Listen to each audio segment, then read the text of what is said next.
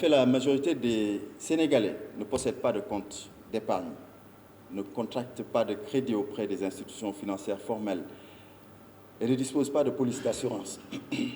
De plus, ils effectuent très rarement des paiements par l'intermédiaire d'institutions financières. Ainsi, à défaut de services financiers adaptés à ses besoins, un ménage ou un individu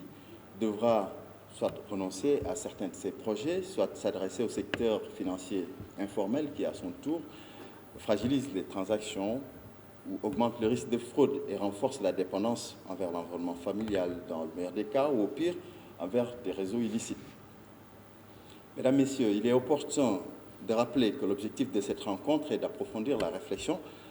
en rapport avec les acteurs concernés sur les conditions et les stratégies à mettre en œuvre pour faciliter l'accès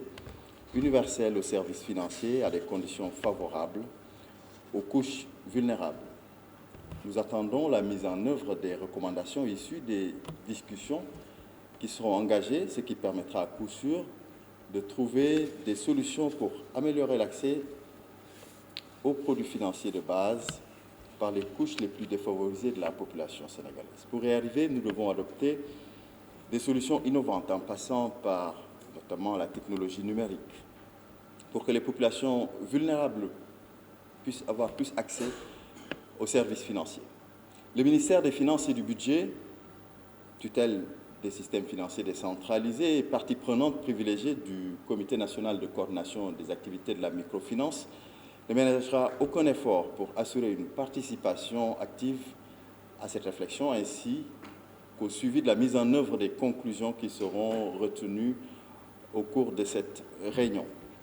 Je demeure convaincu, au vu de la qualité des participants